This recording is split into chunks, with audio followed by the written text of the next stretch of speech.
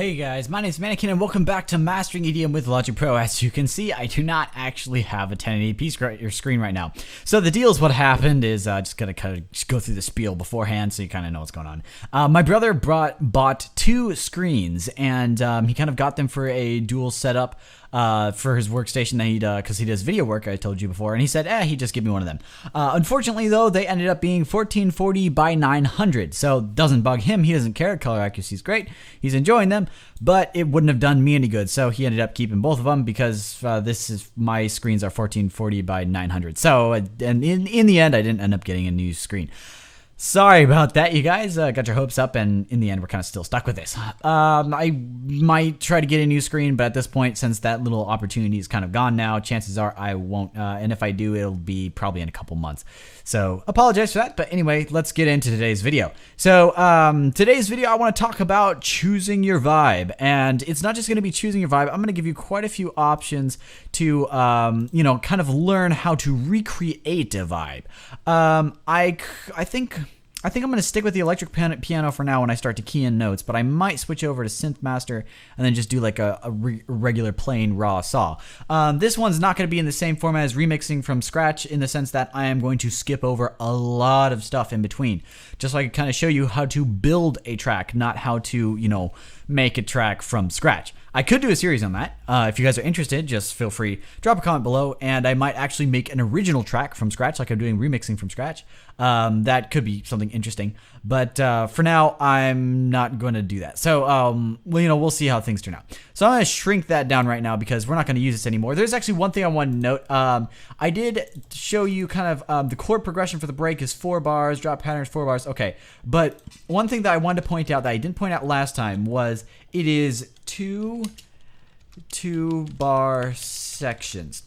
So what this means is essentially, if you listen back to the previous video, I'm not going to play it back right now just to avoid playing that back right now. But anyway, if you listen back to the previous video, essentially what there was each 4 bar pattern would repeat exactly after 4 bars, but halfway through it'd do something that was almost like a repeat. So you'd have a section, for instance, if you look at the waveform, we'll just pull this up here, see if I could expand this out. That didn't help. Okay, so I don't think this is going to work since I manually shrunk this down. Now I can't see it. But anyway, the point is there's a pattern, like let's say it goes da da da da da da, and then it'll go da da da da da da. So you have two similar sections. Each one is 2 bars. So that's the way we could break down this 4 bar thing even more. And this is a little bit helpful in case we kind of get lost and we don't know, how to arrange things. We can kind of copy some things over and rearrange it. So that's going to be all the information we're taking away from this. Now, the question is, what vibe do we want and how do we get said vibes? I'm not going to choose a vibe right now. I'm actually going to choose it in between this video and the next video. Just because, first of all, I'm not exactly sure what on earth I'm going to do with this track because I'm, not feeling like experimenting right now. But I'm going to show you, once you've selected your vibe, how you would go and actually create an original melody from that. Chord progressions are a lot more difficult to create a vibe because a chord progression is a lot more flexible. And a bass line even more so. So don't start with your bass line if you want to choose a vibe. Typically, you could actually just make a bass line, drop it in, and then make your vibe on top of that bass line. You don't even have to worry about the bass line for the most part. So, the question is, how are we going to do this? Now, I'm going to write down a couple things here, and we're just going to kind of look at them and break them down. So, happy. Okay, so you know this guy. He is a rather popular artist. And he does a lot of happy tracks. How does he do this? Well, first of all, he chooses a major key.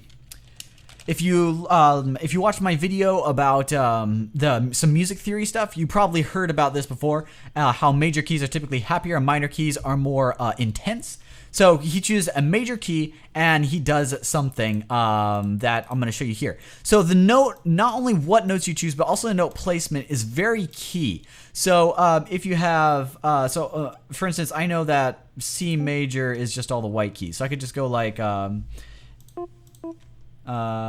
that's not a good example. Pull this here and pull that there. I actually have no idea what I'm doing right now.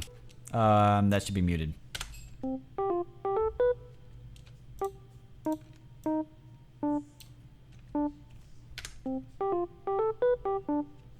So that actually kind of sounds happy. And I am going to switch over to Synth Master because it's not really conveying everything correctly. So Synth Master, and I'm just going to drop it into my new reset preset. Okay, so that's kind of, it sounds happy. And so what do we have here? We have, let's pull up this here. So major key.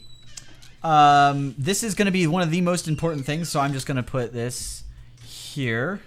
So we kind of mark it. And then rather quick, let's see if I can type right, notes. With, let's see, we'll write this, wider vertical distance. I was trying to figure out how to write this to convey it correctly and just still have it, you know, referenceable in the notepad. But what we have here is we have a lot of widely spaced notes. So we have a lot of spaces between notes. None of the notes are right next to each other in the sense that, like that, so that they're, you know, one and then the next one. So they're all they have at least one gap in between them. So so that's one of the things that's actually very key to getting a very happy sound. Now, if you want something that's kind of more like, I don't know,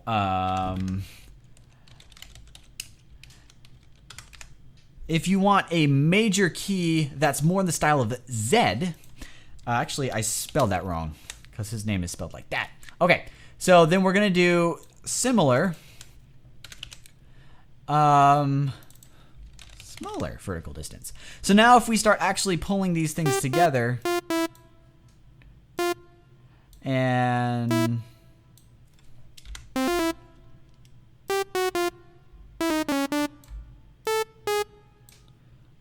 just kind of guessing here.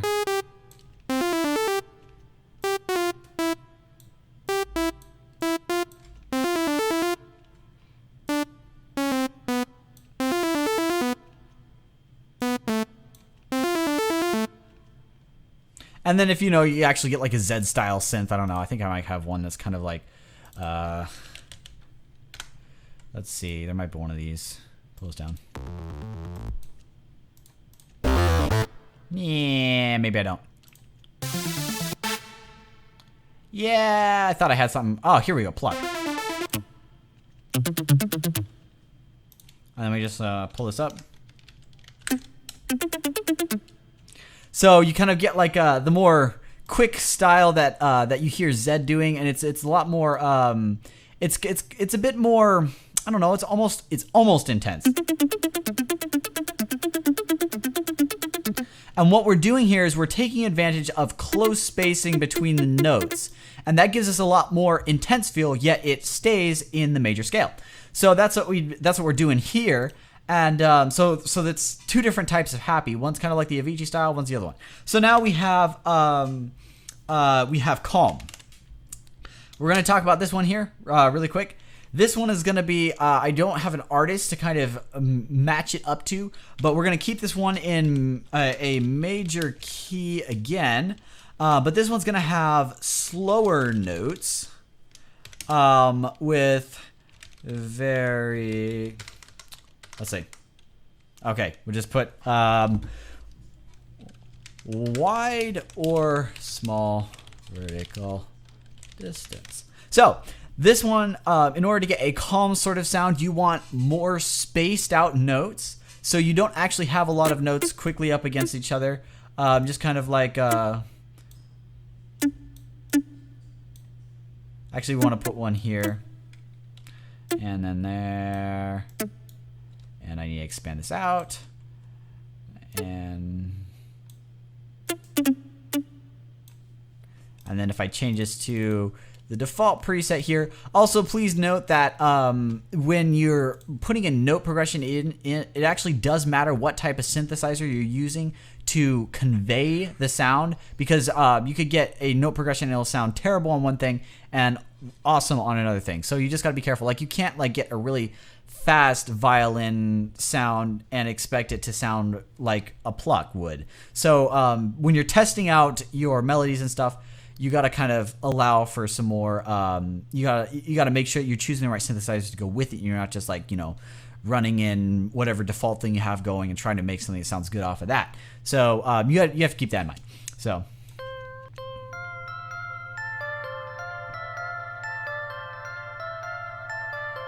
So that one is a lot calmer sounding. And so these are the kind of the ideas, the things you have to kind of look for. These are just general guidelines to kind of give you an idea about how you could go and start recreating these types of vibes. So now I'm going to go through a couple more. And so what we have to do is, okay, so now we're going to switch over to a completely different style here. Just going to add a nice line here. This is when we're going to start switching over to minor keys.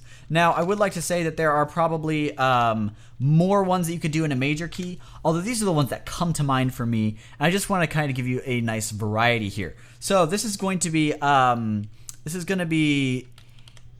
eerie. And this one is going to utilize a lot of very closely spaced notes in a minor key. So minor key. Yeah, just put the little dingy things there. See if I can do this right. Nope, can't, because the keyboard doesn't work right. And then, so these are going to be slow notes, small vertical distance.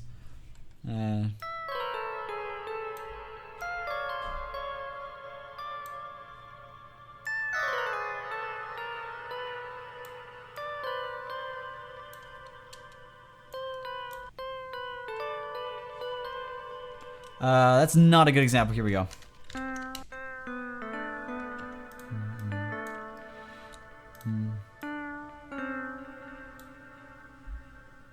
Okay, so I haven't developed enough here, so it'd have to go something like.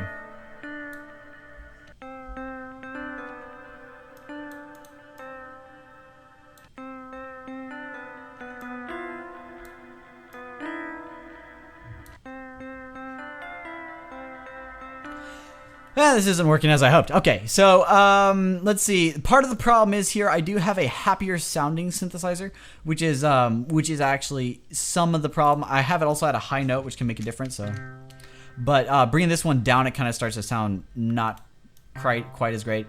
So we'll just let's give this. Oh, you know why it sounds happy? Because I'm still working in a major key. That would be my problem. So I need to do this. Major key would be like that, I think.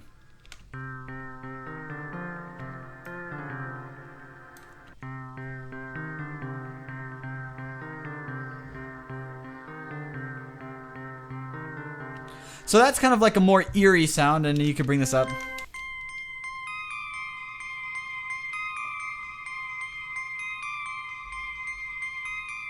So now you see how much key matters. Basically, the only difference between the key would be doing this.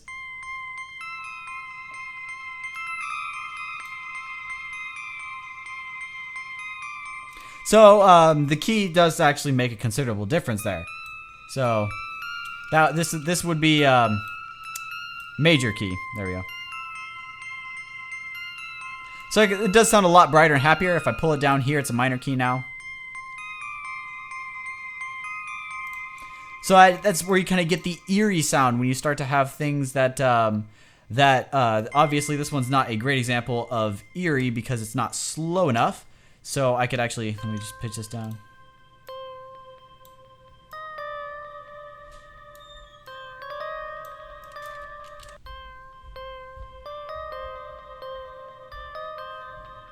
And there would be a better synthesizer suited for this somewhere in here, I'm sure. Let's see if I can just find a quick pad and drop these, make these a little bit longer, see if I can find a pad that'll work for them really quick. And if I could go back to default here, which I don't think it's going to let me. Yeah. Okay. And it's There we go. Okay. So we'll just see chord. No, don't want a chord. So, and then if I turn this up.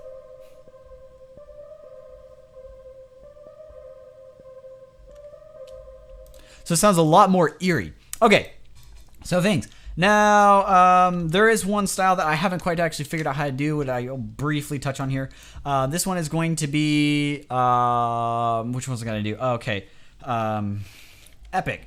So this one's going to have faster notes with, once again, a small vertical distance. A lot of these more intense sounds with a minor key do require a small vertical distance. Now, if you get there's here, let's do this one.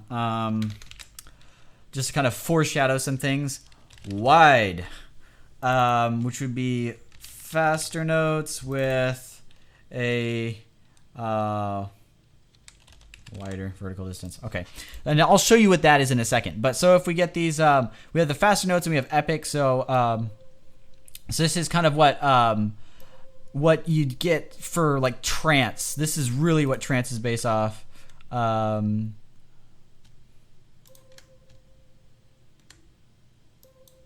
Let's see if I can do this right. If I could grab these notes. Okay, just die. I hate you. Okay. Dot dot dot.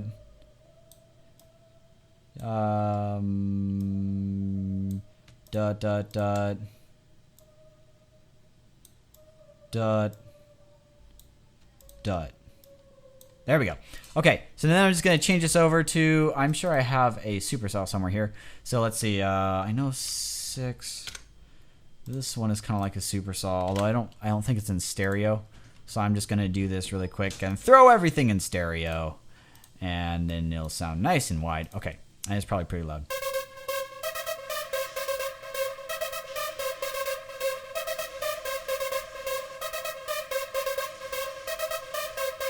Now that sounds okay, but throw a kick drum in there and suddenly trance. And then obviously you'd want to for trance sound.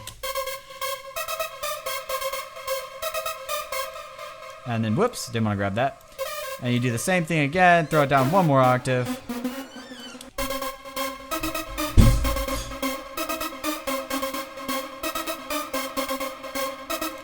And then you could even do something like, something fancy, like that.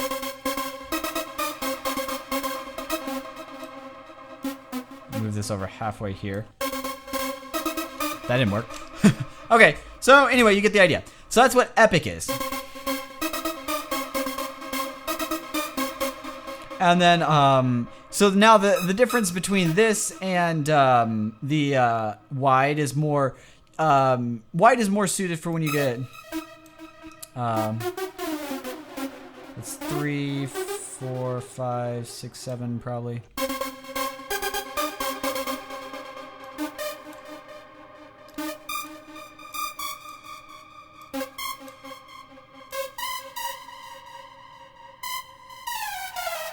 Okay, let's see if I can keep this in key.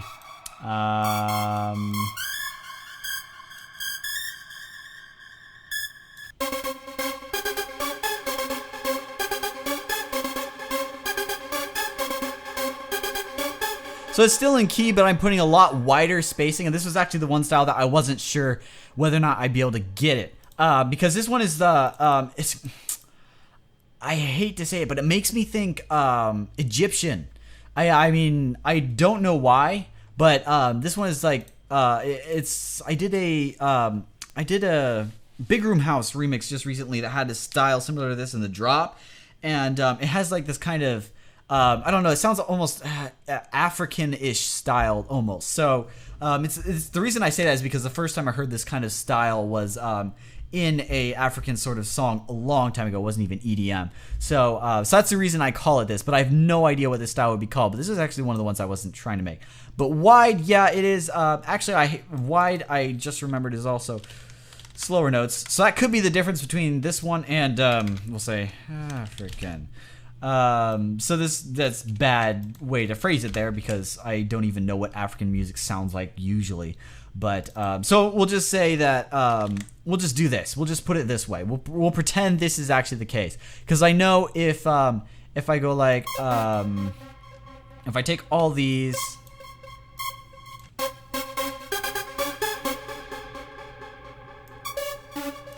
And then I move this.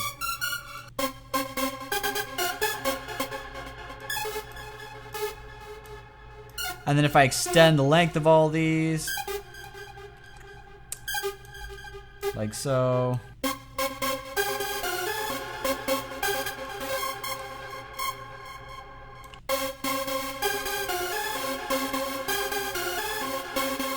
This is wide. That's what I was looking for. So the difference was I messed that one up. Slower notes instead of faster notes. But anyway, you get the idea there. That's kind of a way you have to, as you can see what I did there, you kind of like look at what's the difference and how do you create a sort of vibe. Now, obviously, there's going to be broken rules. And I'm going to show you one rule that I broke in a recent track that actually... It's a very cool thing if you use it in the right spot, but you can't use it throughout the entire track. I think Martin Garrix uses this a couple times. I can't recall for sure. But you go like this.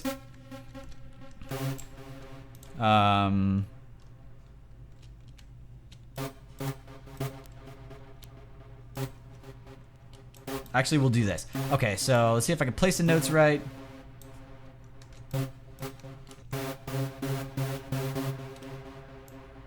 And then I need to duplicate this because this is actually one that's basically you kind of have to have it multiple bars in order for it to sound right. But this is almost more than a melody. This would be used for almost a pseudo chord progression. What you do is you take this, you choose your root note, you take it, move it 1 down. Take this one, move it 2 down. And you can tell I'm breaking the rules of music. This is not in key. So it goes like this.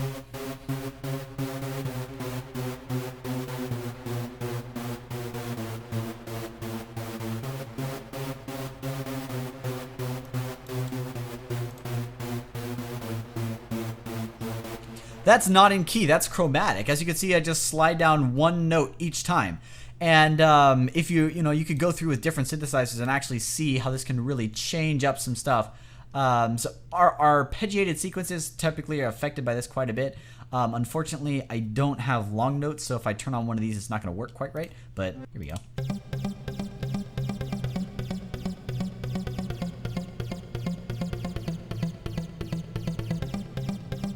So you can really tell it actually sounds, it's weird because even though it's not in key, it actually sounds okay. You got to be careful though, because the instant you try to start playing a melody or an actual chord progression over this, you could really start getting things out of key and it sounds pretty nasty.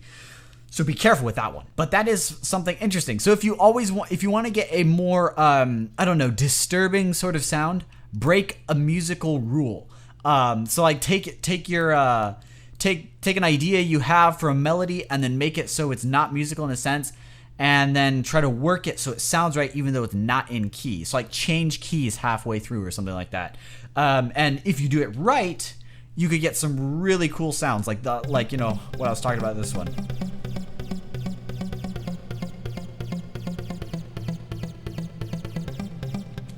So, it's something that requires a lot of experimenting. My biggest suggestion is if you really want to learn how they did a particular vibe for one song, try to remake the note progression and then look at generally what they did. Kind of break it down to this sort of thing. Was it a major or minor key? Did they use fast notes the whole time? Did they use like partially fast notes and then slow notes? Did they have a lot of spacing in the up and down the scale for the notes, or were they mostly close together? So that kind of gives you a lot more insight into the particular sound that they made. So experiment around, see if you could recreate some of the sounds, like some of the vibes that you're thinking of, without using like a reference of a song. Just kind of like, start with one note and then try to create a calm sort of song.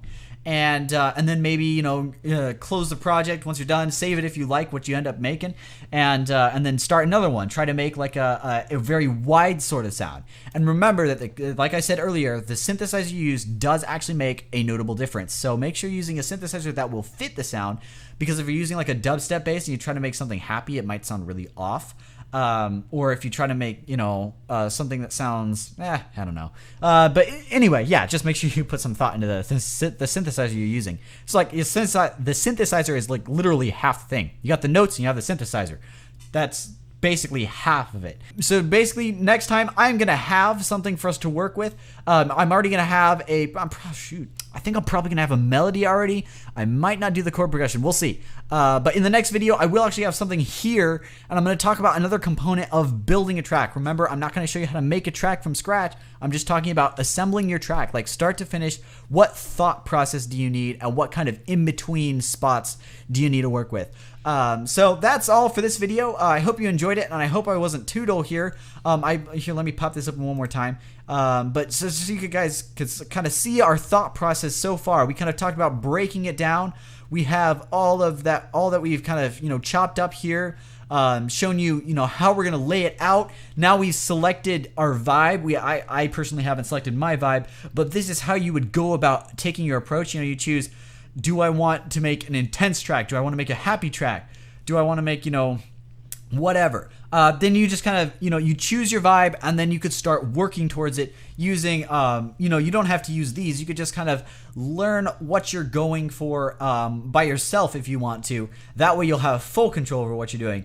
But this is kind of a nice guideline. If you have no idea what to go for, then, try some of these things out and see what happens. Remember, variance is key. If you like take one of these, you make it happy, and then you switch between like happy and calm, you'll get a very interesting feel. You'll get a very interesting vibe that'll kind of like make you what's that one? Geronimo by Shepherd. That one is really awesome because it's got like this very upbeat part and this very kind of calm part that makes you want to like go crazy and then freeze right afterwards and just kind of float. So alternating those sort of things gives you a very interesting result, and it's something that is, if you want to be creative, give those a shot. So anyway, thank you guys so much for watching this video. I hope you liked it, and comment if you have any comments. If you have any questions, feel free to ask them below. It doesn't have to be on topic of this video. It could be about anything in particular, and I'll get back to you as soon as I can. But anyway, thank you for watching, and I'll see you in the next video.